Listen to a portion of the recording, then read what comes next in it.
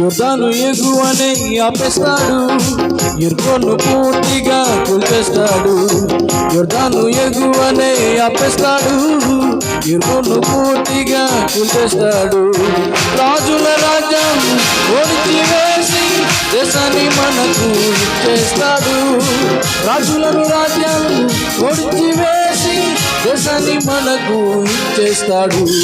భయపడనే వద్దు, ఎత్తుచుకనే వద్దు, భయపడనే వద్దు, ఎత్తుచుకనే వద్దు.